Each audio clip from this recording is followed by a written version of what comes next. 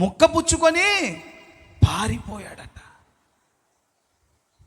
ఇంకెక్కడండి మారు మనసు పొందే అవకాశం ఎక్కడ వస్తుంది? పారిపోయిన తర్వాత అప్పగించేసి డబ్బులు తీసుకున్నాడు. అర్థమవుతుందండి? అటువంటి యోధానట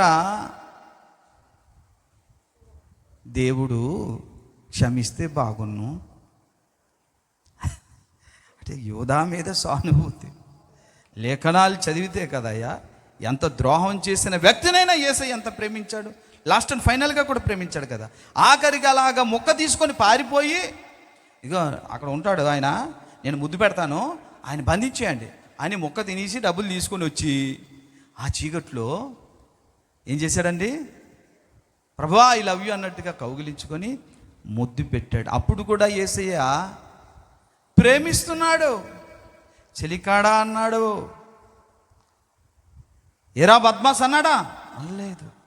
ఇలా ముద్దు పెట్టి మనసుకు వారిని అప్పగిస్తున్నావా యోధా అన్నప్పుడైనా మారు మనసు పొందాలి. యేసయ్య ఇచ్చినటువంటి ఛాన్సెస్ ఏ పాపికైనా ఎవరు ఇవ్వరు. నీకైనా నాకైనా తుది శ్వాస వరకు ఆయన మారు మనసు క్షమాపణ పొందడానికి అవకాశం ఇచ్చే దేవుడు నా యేసు. దేవునికి స్తోత్రం చెల్లించండి. హల్లెలూయా. అన్ని అవకాశాలు పోగొట్టుకున్నాక ఇక మారు మనసు పొందని అవకాశము లేక అని ఏసావుని గురించి మాట్లాడిన మాట చూసారా? ఇతని జీవితంలో జరిగింది. మరి డబ్బులు విసిరేసి పశ్చాత్తాపడ్డాడు కదా. పశ్చాత్తాప పడడమే మారు మనసు పొందడం కాదని మీకు చెప్పాను. ఎందుకంటే ఓఫీరయ్య గారు చెప్పారని చెప్పారు.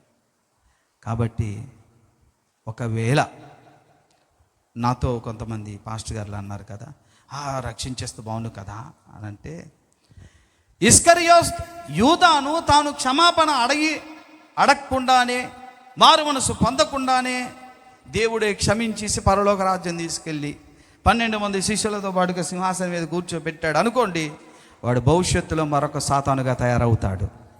దేవుడు మరలా ఆ యొక్క పిచ్చి పని చేయడు. ప్రార్థన చేద్దాం తల్ల